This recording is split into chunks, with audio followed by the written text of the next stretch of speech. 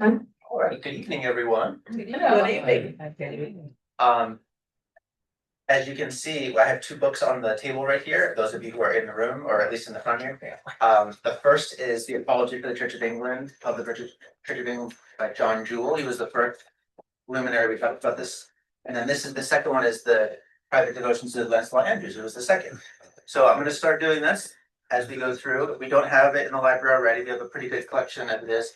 But if we lost, someone's glasses, does anyone with glasses? Yeah, that's me. There we go. Thank you. Thank you, Brad. I know you. Thank you. Yeah. There you can see clearly. So if we don't have it in the library already, I'm gonna get a copy of something that we talked about so that we can kind of build up the library collection as well. But that will also mean that if you're interested in anything we talked about or a particular thinker, you should be able to come in and find something on the shelf that you can take home and read. The way the library works, there's instructions for how to check something out, but that was a big flop. You don't have to worry about it. It does work. It's actually a catalog. You don't actually have to do that though. So you can just come in and take something and bring it home and read it and then bring it back when you're done. We trust that you'll take good care of it. So that's that. And then there's we have copies of the Terry Lindball's book. So if anyone would like a copy of our last speaker who came in and talked about C.S. Lewis, he wrote a biography of C.S. Lewis. Using this video. Correct. Yeah. So anyone is welcome to that as well. All right. So before I start that,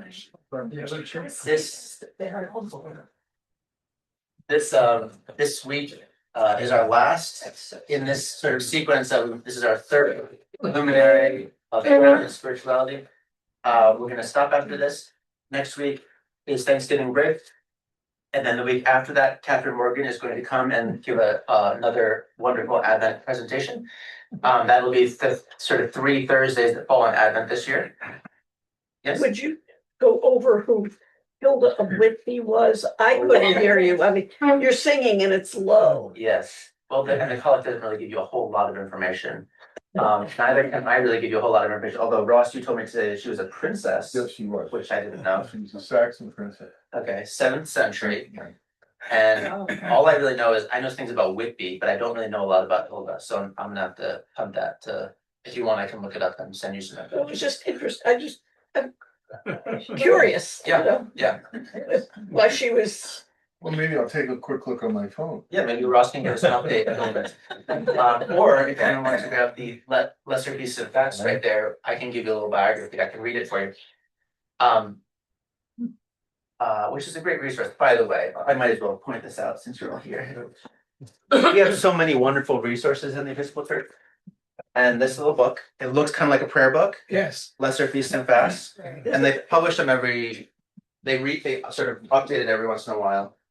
The reason how we pick the particular saints is that if there's a major feast that falls within the week, we transfer it to Wednesday and Thursday so that we do a Eucharist on Wednesday and then evens on Thursday. If there's not a major feast, then we pick among the lesser feasts for that week, and then Mother Marcel is doing it right now, but we try to not always do the same lesser feasts. So you're not always every time we get to this week we're always doing St. Patrick and we're always doing whatever. Okay, would you like to hear about Hilda? Yes. Oh, you got it. So Hilda's career falls into 2 equal parts, says the Venerable Bede, for she spent 33 years nobly in secular habit, while she dedicated an equal number of years still more nobly to the Lord in the monastic life. Hilda, born 614, was the grandniece of King Edwin. She was instructed by Paulinus, one of the companions of Augustine of Canterbury. That's the first Archbishop of Canterbury. In the doctrines of Christianity, in preparation for her baptism at the age of 13. She lived, chaste and respected, at the king's court for 20 years, and then decided to enter the monastic life. She had hoped to join the convent of Chelles in Gaul, but Bishop Aidan was so impressed by her holiness of life that he recalled her to her home county in East Anglia to live in a small monastic settlement. 1 year after her return, Aidan appointed her abbess of Hartlepool, There, Hilda established the rule of life that she had been taught by Paulinus and Aidan. She became renowned for her wisdom, eagerness for learning, and devotion to God's service. Some years later, she founded the abbey at Whitby, where both nuns and monks lived in strict obedience to Hilda's rule of justice, devotion, chastity, peace, and charity. Known for her prudence and good sense, Hilda was sought out by kings and other public men for advice and counsel. That was in the collect, actually. Those living under her rule devoted so much time to the study of scripture and to works of righteousness that many were found qualified for ordination. Several of her monks became bishops. At least one pursued further studies in Rome. She encouraged the poet Caedmon, a servant of Whitby, to become a monk and to continue his inspired writing. All who were her subjects or who knew her, Bede remarks, called her mother. In 663, Whitby was the site of the famous synod convened to decide decisive questions involved in the differing traditions of Celtic Christianity and the followers of the Roman order. This is the part I know. Hilda, I didn't know any of that. Hilda favored the Celtic position, but when the Roman position prevailed, she was obedient to the synod's decision. What a good churchman. Hilda died on November 17th, 680, surrounded by her monastics, whom in her last hour she urged to preserve the gospel of peace. And see, there's always a back page that's blank. It would be nice to put there, Oh, I should put that in It there. would be very nice to have it. Yeah, that's a good idea. Thank you. because that's really interesting information. It would never have come up except somebody asked. Right. But, you know, if we're celebrating here, let's find out why. And now you're doing Anglican. See how we're improving these every. I'm gonna have to. I don't remember actually. Oh, my God. Thank you. 2 weeks. In 2 weeks, right? All right. Be here. Well, yeah. Just tune in or something. Thanks. So are we gonna celebrate Saint Cecilia? Since we did. Not this year. I believe she was last year, if I remember correctly. All right, so today we're going to talk about John Donne, who was a sort of later contemporary of the last Anglican luminaries, Lancelot Andrews. But really, they couldn't be more different in terms of their personality. Very, very different. Both brilliant in their own way, but just extremely different. You remember Lancelot Andrews was easy, calm, and steady she goes, very kind of, everything was sort of like even keel. And John Donne was almost the exact opposite. He studied law. He had no real intention to go into clerical work, but was urged to seek ordination first by a friend in 1607, and then, but when he was urged to do this, like so many, he did not feel worthy, because he thought, my past life does not merit being a servant of God in his church. So, but he did write on theological matters, and his writings gained the attention of some prominent officials. The king himself, King James, finally also invited him to consider ordination, which he did in 1615. So it was a good 8 years sort of struggle, personal struggle. 2 years after he was ordained, his wife died, and he had a lot of death in his life. His wife, and I'm going to get the numbers wrong. I think he either had 6 children and 3 died, or he had 12 children and 6 died. It was something along those lines, but a sizable, Busy man. a huge loss in terms of his personal life. And if you know anything about his poetry, you probably know that he's focused a lot on death and mortality, and part of it is because it was something that he lived in his own life. And I thought Ross had the best beard I'd ever seen. For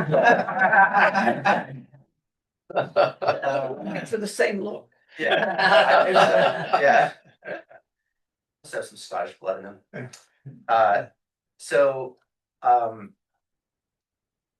The death of his wife in particular sort of plunged him into a spiritual crisis. But it also kind of paradoxically deepened his sense of his calling to the priestly vocation. And he sort of very quickly, with his intellect and his writings, and he's very mature in his spiritual life, he was very quickly kind of promoted. He became chaplain to the king, professor of divinity at Cambridge, and then he was dean at St. Paul's Cathedral in London. London. The very reverend. The very reverend, exactly right. Donne was, as I said, just equally brilliant in terms of his grasp of, theological doctrines, and maybe not quite as many languages, but languages as well as Lancelot Andrews, but very different personality. He was very passionate, often very moody, volatile. His sermons, just like was common in that time, were well over an hour. So if you read, they're typically not read straight through. Typically nowadays you get little excerpts or little, the highlight reel, if you will. But he was a very passionate preacher as well. And his sermons, just like his poetry, were deeply personal. It wasn't abstract theological concepts, or if it was infleshed in terms of his own experience and his own life. Most people are familiar with Donne as a poet. He's known as a metaphysical poet, so that basically means they're really hard to understand. The poetry of metaphysics. I remember I spent a little time in England, and I got a little book, a Penguin, little book of metaphysical poets, because I was a philosophy major, so metaphysics is a subdiscipline of philosophy. So I was like, these should be right up my alley. And I pulled it out and I started reading, and I'm like, this doesn't make any sense at all. This isn't metaphysics. And so once I finally figured out they're actually not that complicated when you get to them. There's a conceit, right? And there's some sort of analogy that's being drawn, but it's a very unusual analogy, and that the kind of awkwardness or the strangeness of the analogy is supposed to provoke you to a better understanding or clear understanding of the subject. So it's not like my love is like a red rose, like the normal thing that you would get. It's something that, oh, you're comparing it to that. That's very strange, or often very risky, as we'll see. So a lot of his religious poetry, people didn't know what to do with it because it was very risky in terms of the content. The themes of his poetry, as I said, he focused on death and mortality, but there's a sort of trend, a sort of prevalent trend that leads towards gratitude and joy, and ultimate confidence in God's goodness and mercy. So it's not doom and gloom kind of focus on death, but it's a realistic confrontation with our own mortality, ultimately within a Christian faith that death is not the end. In 1623, he suffered a serious illness. He thought he was dying, and so he was already prone to think about death, and so this was an opportunity for him to meditate deeply on his own mortality. So he did that. He actually recovered from that illness, and when he did, he wrote what he had been thinking about during that time. It's called Devotions Upon Emergent Occasions, and in that he compares the body's illness and recovery to the soul's sin and redemption, and so it's a beautiful description of what he was thinking and going through at the time. The line, I think it was Alex. Where's Alex? Oh, okay. I think it was Alex who quoted one of his most famous lines: "Never send to know for whom the bell tolls, it tolls for thee." That comes from the Devotions Upon Emergent Occasions.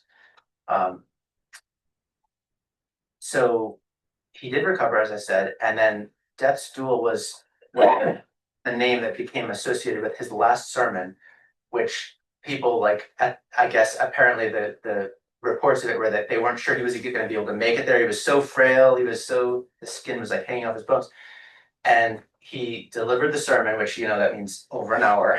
So he delivered a sermon, and that became probably his best known sermon, which is, again, it's anthologized as Death's Duel.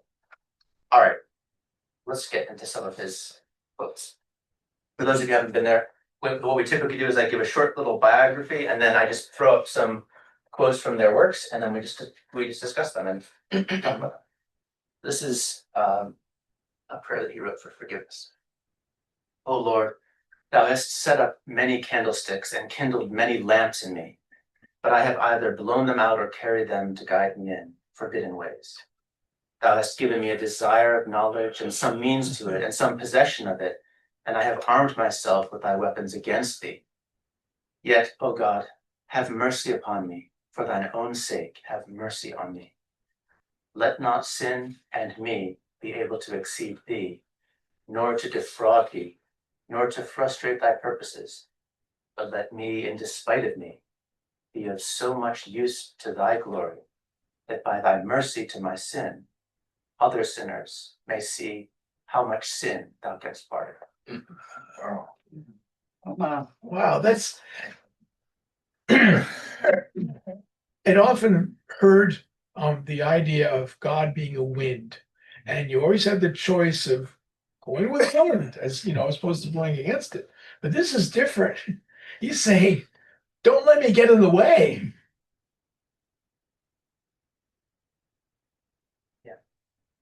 Think about if you were here last time and remember Lancelot Andrews, he wrote several confessions. We didn't actually read them. I should have given ones for comparison, but you remember his prayers in general. They're biblically rich, right? Themes drawn from all over scripture, kind of woven together in an artful way, very measured and not cerebral, but just very calm and collect. He's already thought it all through, and this is the result. Compare that to something like this. Very, very different. Same. They wouldn't disagree with one another, but just very different way to approach the same topic. Well, that first sentence, I mean, it's stopped me in my tracks. Mhm. You know, I would pull them out or carried them to guide me in forbidden ways. Mhm. You know, I mean, it's just, ooh. We think about God turning evil to good, but he's sort of flipping it around, right? You've given us evil, and we turn it to. I mean, you've given us good, and we turn it to evil. And he takes so many familiar themes. Thou art a lamp unto my feet, but I blow it out. Never heard that one before.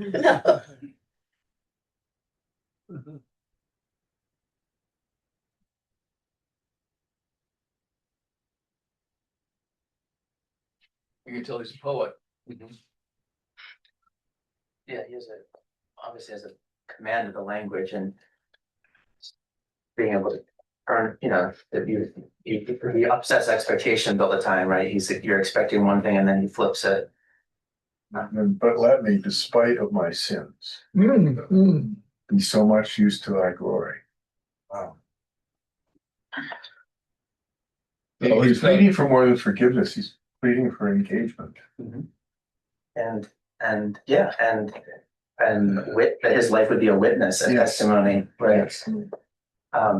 We typically think, so let your light shine that others will see your good works and give glory to your Father in heaven. He's like, let people see that you can forgive even me, and then it'll be hope for them. Well, that would make the king feel good because the king probably did some bad stuff. He says, well, if he can be forgiven, then I can be forgiven. Right. And not just the king. That's the kind of guy I'd want hanging out with.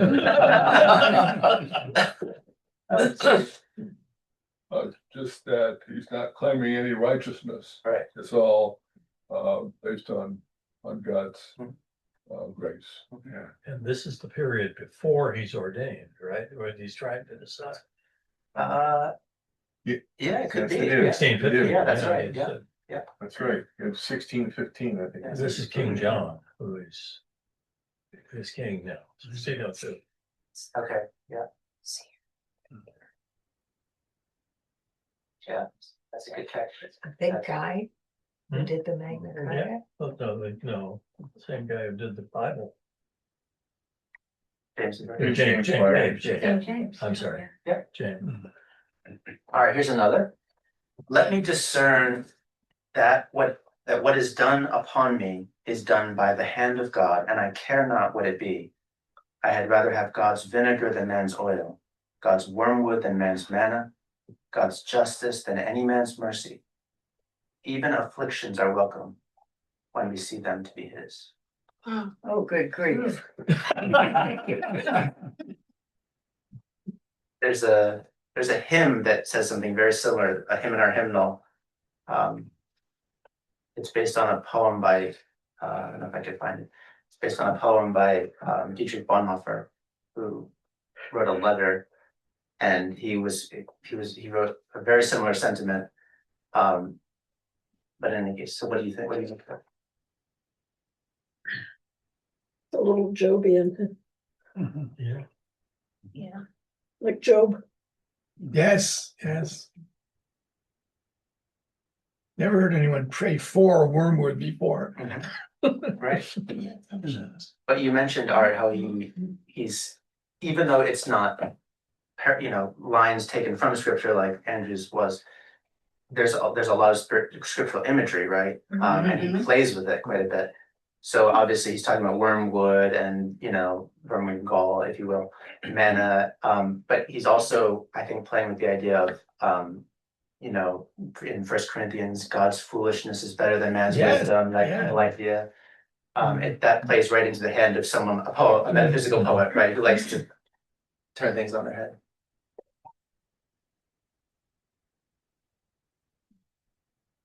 I'm thinking that if you put God's vinegar together with man's oil, you can have good salad dressing. Didn't have enough time tonight.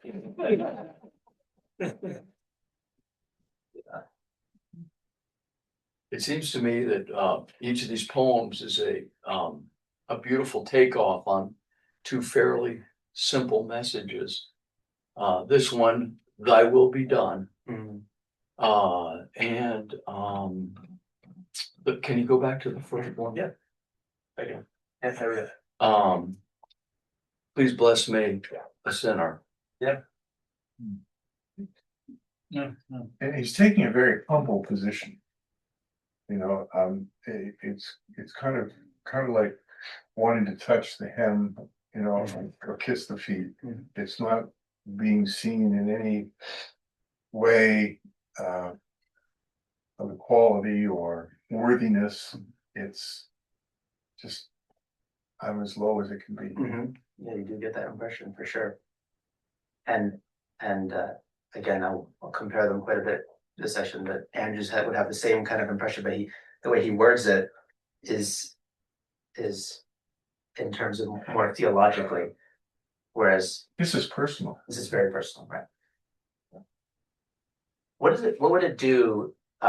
Imagine not just thinking about this as a topic, but if you were actually afflicted with something, if you're going through something, and you have to think about how do I engage with this? Yeah. Part of what I've been struggling with is let me discern that it's done by the hand of God. What makes this work is that he knows it's God. Yeah. And that's the hard part. If you're afflicted, if you have cancer, if you have whatever, Right. knowing that it was God that did it would change your response and your attitude about it. But Does that mean does he develop it at all? Yeah, again, this one's from a sermon, so I understand. it's quite a lot, but an hour-long sermon, right. and from a Still psalm. Yeah. And I just don't know the psalms. And I think he's drawing on a tradition that understands. We don't often think of it this way, but it's drawing on different understandings of God's will, God's permitted will or permissive will. So what God allows is what God wills, Okay. in a sense. So God does not will us to disobey, but allows us to disobey. That's human freedom, right? And so an understanding of, it's not, I'm going to send this thing to Tom right now, and it's not that kind of conception he has in mind. What he has is that a strong sense of God's providence, that God has allowed me to go through certain things, and knowing that God has allowed it, and he knows every hair on my head, and he knows what I can take and what I can't take, all that kind of stuff. It's sort of that kind of consideration, I think. But Tom, you said something that kind of set me back, and that is, you have cancer, and do you rejoice in it because God gave it to you? So that's the question. If you knew that for a purpose that you might not understand, but if you knew that God gave you this illness for some purpose great enough that he would do that, then yes, it would change your point of view. I mean, that's part of what he's saying. Yeah, so So I that's mean, the hard part. it's a very interesting mindset to have.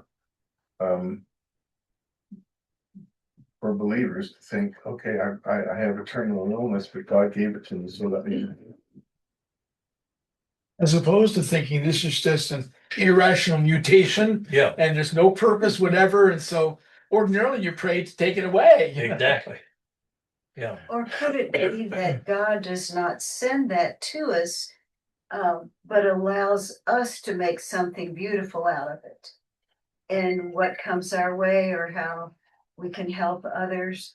I just have a difficult time thinking that God sends cancer Yeah. to people. I think it's up to us to take our experiences and turn them into godly things. And well, that's, I agree with you. It's very hard.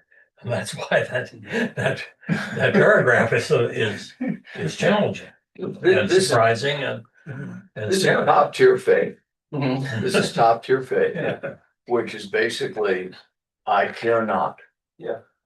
Because I'm in your hands and your will be done. Right. And I trust you. Yes, I think you're right. That to point out, it has more to do with the relationship Right. and that sense of, like, I think you're pointing out as well. If you are firmly convinced of God's goodness and that God is in whatever the situation is, it's kind of like if you've read, George MacDonald has these wonderful fairy stories, and one of them is the grandmother is always the sort of the God figure in the stories.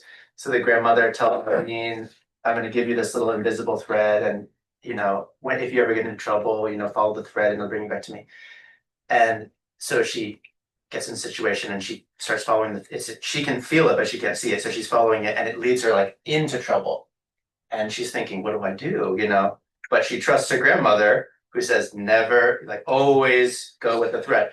And so she ends up rescuing someone who's in the, whatever, and comes out. Obviously it's a happy ending, but that sense of she trusted her grandmother completely. It's actually her godmother, not grandmother, but in any case, completely. And if we're in the similar situation where you have that complete trust in God's goodness, then you like you said, don't understand why a particular thing, you might be going through something, but you can trust the person who's overseeing it or whatever. We'll move on, but I did find the hymn. I remember the first line. I won't read the whole thing, but I'll read the last line. This is again, and the tune Intercessor by C.H. Perry is gorgeous. It's a gorgeous tune. The last line of this is, we'll just give you enough. Oh no, it's not the last line. Okay. So third to last line. And when this cup you give is filled to brimming with bitter suffering hard to understand, we take it thankfully and without trembling out of so good and so beloved a hand.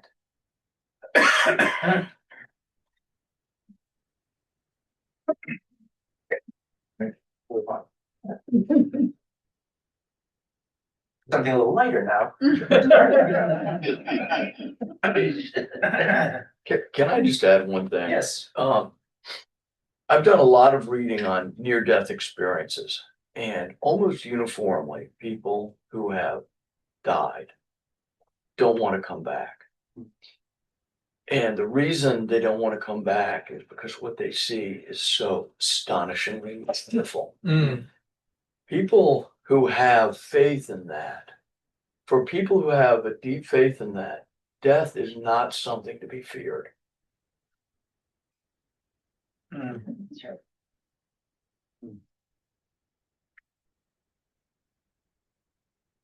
This is also from a sermon, and this is probably going for a laugh. We can probably all relate to something along these lines. I throw myself down in my chamber and I call in and invite God and his angels thither. And when they are there, I neglect God and his angels for the noise of a fly, for the rattling of a coat, for the whining of a door, a memory of yesterday's pleasures, a fear of tomorrow's dangers, a straw under my knee, a noise in mine ear, a light in mine eye, and anything, a nothing, troubles me in my prayer. So certainly is there nothing, nothing in spiritual things perfect in this world. Mm. Will you relate to that in your prayer life?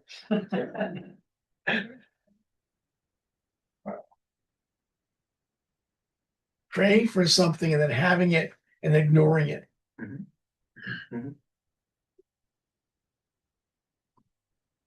Distracted by what's in front of Yeah, yeah. Also, all the little distractions that take our mind off higher things. Does that show up in contemplative prayer at all, Jay? You're trying to sit there and be quiet, and all of a sudden there's this humming and that light. Absolutely, it's very hard to focus. Mhm. Yeah. That's the great thing about even song. You get there early and it really is quiet. On Sunday morning, not so. I mean, sometimes, yeah, but it's you can't. And Thursday you can count on it. Yeah, exactly.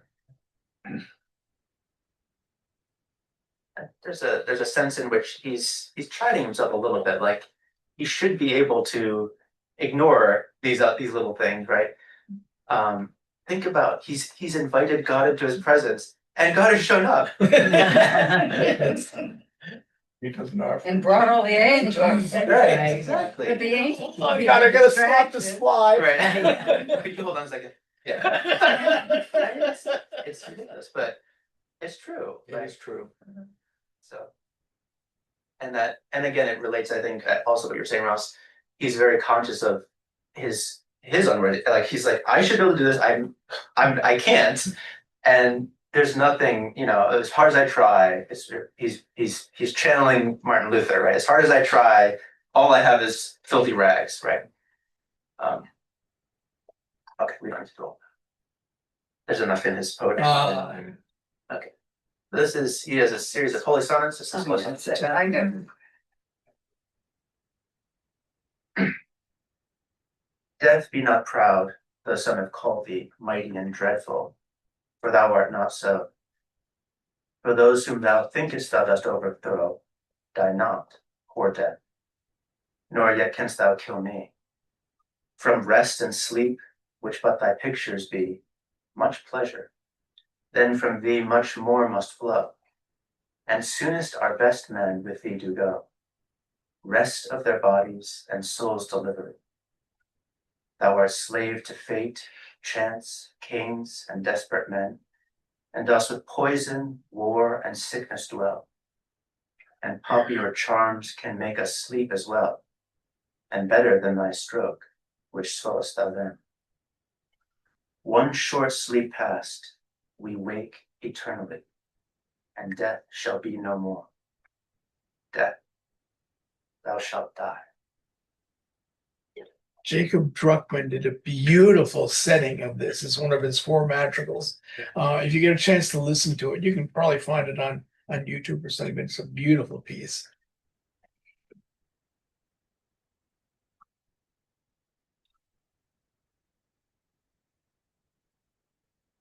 Seems like a number of books have torn pieces of his stuff and made them the titles of the books. Death Be Not Proud, and then For Whom the Bell Tolls, et cetera, et cetera. So obviously people have been exposed to them. Absolutely. Mm-hmm. No Man is an Island. All right, No Man is an Island, another book. And so obviously there's a deliberate focus on death and mortality, but not the way I think we typically think of it. It's, what would you say, is the picture ultimately dark, or is it ultimately hopeful? Death is not to be feared. Right. Death, our ends at that moment. Yeah, exactly. So it's a sort of fearless, looking death in the face and saying, there's really not much there, you know, there's not much that really, that should cause us to fear or quake. I love some of the imagery too, you know, the pictures of death, rest and sleep. Doesn't that change the way you think about it completely, right? And it brings up all of the, I mean, the idea of taking something quite positive, and that's like a nice conceit, right? And sandwiching it with something like death, which we think of in negative terms. Or my fortune cookie tonight. Yeah. It said, for every ending, there's a new beginning. See? Oh. Fortune cookie makers knew it. You So, know, it's interesting that the ephemeral nature of death, which is represented by these readings 500 years ago, almost 450 years ago,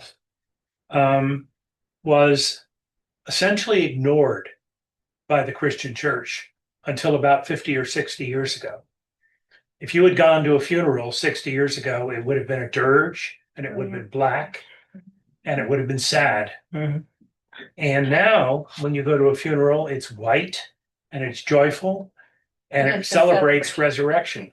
And sort of we've rediscovered these very, very early ideas about the fact that, you know, death is not an end, it's just a door. yeah, there's certainly, I think you could say fairly that throughout the history of the church, there have been different emphases and focuses at different times. And there's a lovely little rubric in the 79 prayer book that tries to kind of balance these themes, because we don't want to get, you know, we don't want to go overboard and ignore the reality of grief and suffering, that there's genuine, that that's okay, right? Because some people feel like, if I'm a Christian and I believe this, I shouldn't be sad at all when my mother or whatever that, which of course we all know is not the case. So balancing that with that, there's, I don't have the language exactly, but that, you know, it's not unchristian to mourn and grieve those who've lost, right? We miss them. That's what we're grieving. But we're not grieving their state or their end, right? We're grieving is for ourselves, basically. But that's quite a different perspective. It is. It's quite a shift. Nicholas, you do a lot of pastoral care. You help people find their way to death. What percentage of people face it without fear? It's a great question. Part of the challenge answering it is that, unfortunately, because of the way death is often medicalized, you know, treated with medicine toward the end. Pain management. Yeah. It's sort of rare that at the very end, everyone is aware and conscious. But I will say, leading up to that, you know, having conversations with people, there are examples of that. In fact, I was just listening to Father Everett talk about one recently. It's often quite humorous, actually, to the responses that people have, because it's when they do have that sense of just like, this is no big deal at all. They're often very funny. They make jokes about, and anyway, little things. But I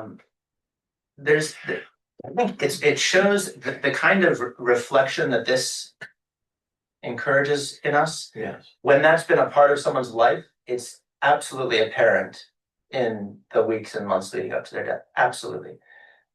They typically, they're not meeting this idea for the first time, if you will. I mean, obviously we all know, but if you've never really thought about it, this is the end. This is where we're all going. This is our ultimate end in this life.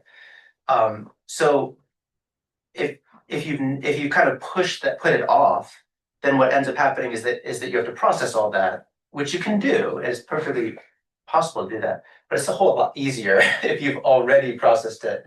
It's sort of akin to like making your funeral plans, right? You can do it last minute, but it's very much easier to do it well in advance. And yeah, it's one of the biggest privileges of my job to be able to walk in and see people who have already done that hard work, and they're just beaming. Awesome. as a counterpoint to this, let me offer a text. Mozart said it as a canon, obviously what it was in German, but in the English it goes, death is a long, long sleep. Sleep is a short, short death, which shortens but does not end life's grief. Death is a long, long sleep. Nice.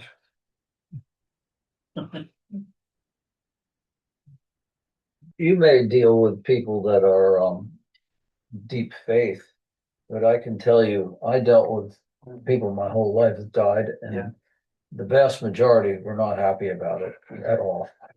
I'd say 99% Wow.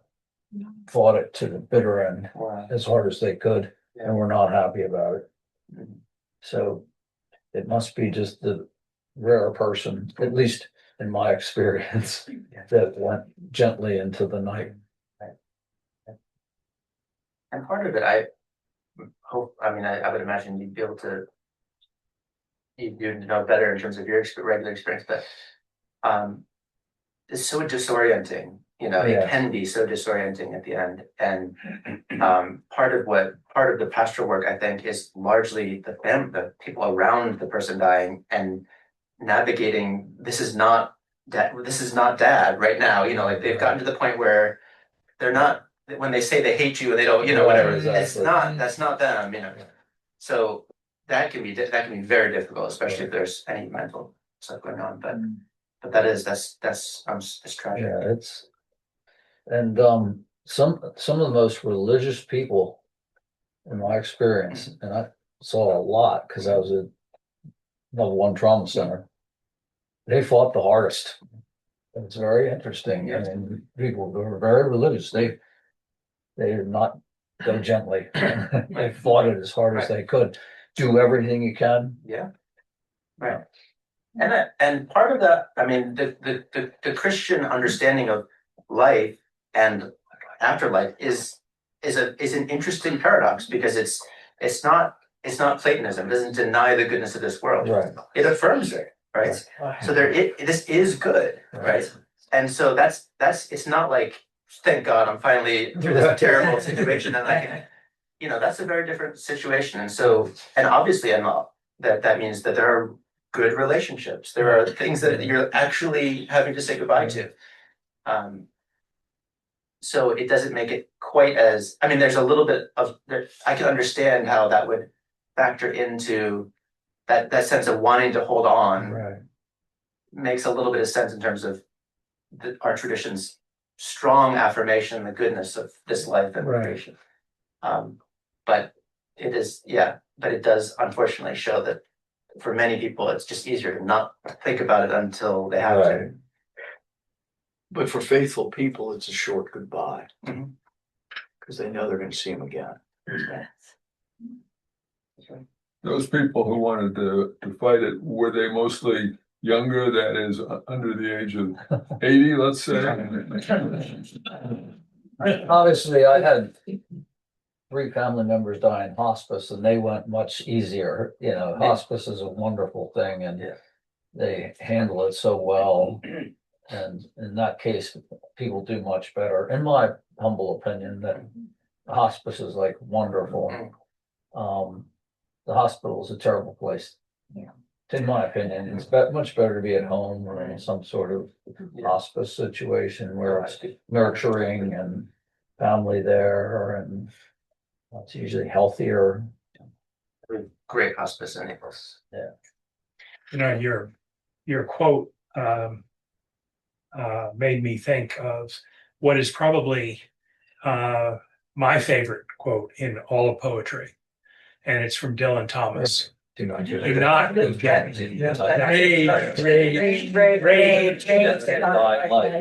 Most people do that. But my view is that has nothing to do about death. It has to do about living your life to the fullest until the very end. It doesn't have anything to do with death.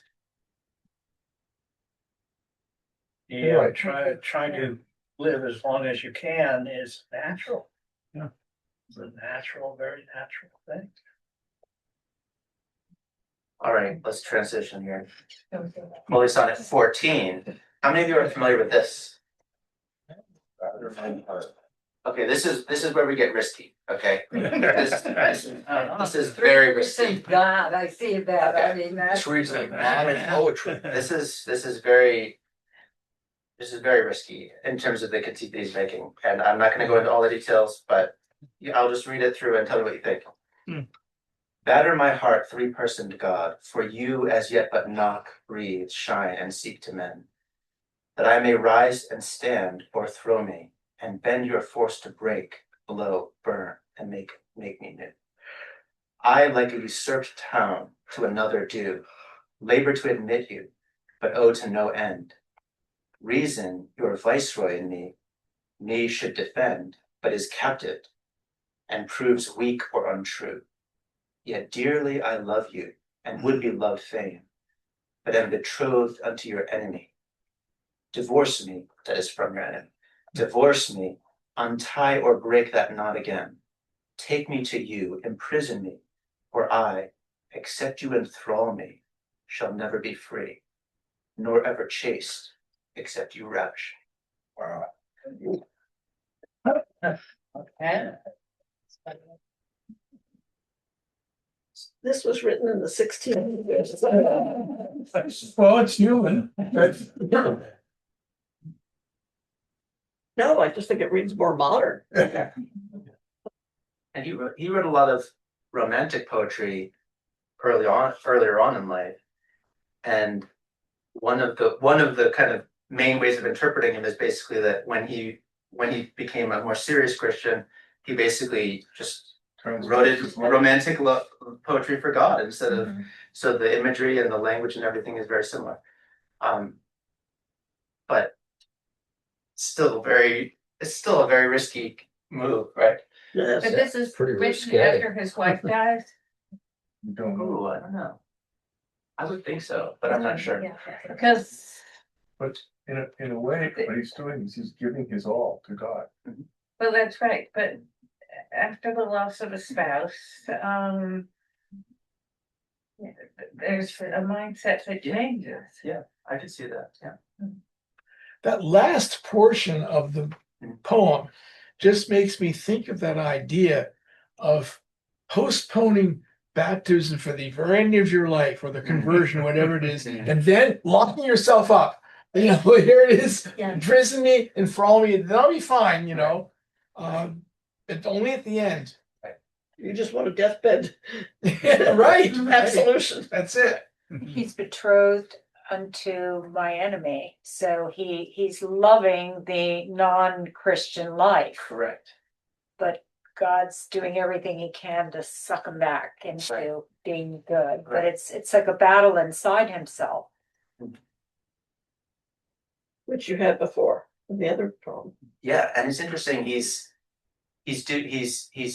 drawing on a long tradition of praying for the desire, praying for the not, don't help me to do all these things, but just make me want them, make me, prepare the ground, that kind of stuff. I do love you, but I'm also engaged over here, right? So I'm incapable of my own of breaking free of this. So divorce me from that, untie me, break that knot, and it's reason. Does this have echoes of Augustine and the Yeah. Confessions? absolutely. With his prayer, make me chaste, but not yet. Yeah. He's not saying, but not yet. But yes.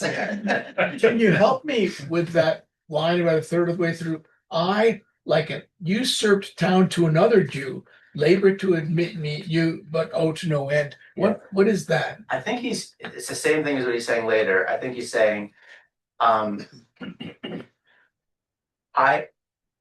am, if I'm reading this correctly, I am sort of engaged with your enemy, right? So I'm due to them.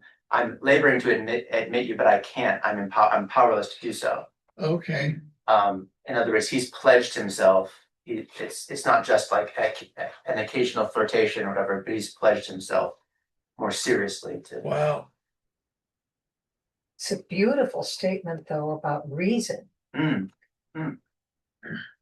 Reason is God's viceroy in us and should defend us. But it's held back, proven weak or untrue. But the power of reason, I don't know if I've ever seen anything that strong. Mm-hmm.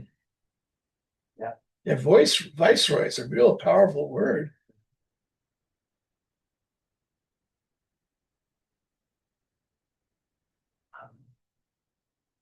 that reminds me of. I think he's saying reason would dictate that I go with you. Correct. Because, that's the logical choice, but because I'm captivated by your enemy, I'm having a hard time doing that. My reason is weak and untrue. It's keeping me from Strong choosing pushes you. So you get this the inner tension that's going on, and I think Alex, you're right to point out that's exactly what happens in the Confessions, right? Augustine gets to the point where he says, "I know what I should do. I know what I want to do. Even I can even say I want to do that, but I don't have the ability to do it. I don't have the." And so, Lady Continence is this appearance by Lady Continence, and she says, "Of course, no one can do it. You have to ask. Ask for me." And so, his whole sort of moral conversion is ushered in through prayer, asking for grace, asking for God's help to do what otherwise he couldn't do. And so you certainly see echoes of that here. Catherine, I'm glad you mentioned it that way, because ordinarily we think of faith and reason, and faith is where we want to go. But he's saying no, reason is God's. He's given it to us as a tool right, to get to him. Right. We're over, but over time. we are over time. But I'll just leave this up here. This is a hymn in our hymnal. I'll show it to you so you can see I'm not lying. So you see the words down at the bottom, John Donne, and the tune. Guess what the tune is? Done. He's playing. I love this because this is a beautiful Lenten hymn. I always am sad when we don't sing it in Lent, and I'm always happy when we do. Beautiful. You're not supposed to be happy in Lent. Well, this is okay. But one of the things I love about it is he often he plays on his name, and so this, if you just read through it, you can see he's playing on his name quite a bit. That was done, that was not done. Yes. To be or Play on not to words, be. right, exactly. All right, let me say a quick prayer, and then I'll let you guys go. Gracious Father, we give you thanks for this beautiful night.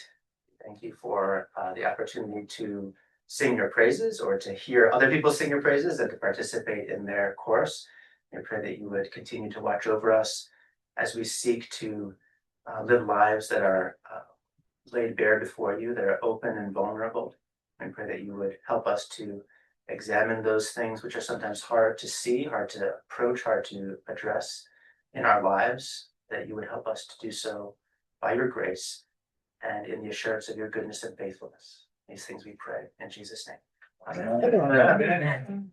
Good night, Judy. Thank you, Nicholas.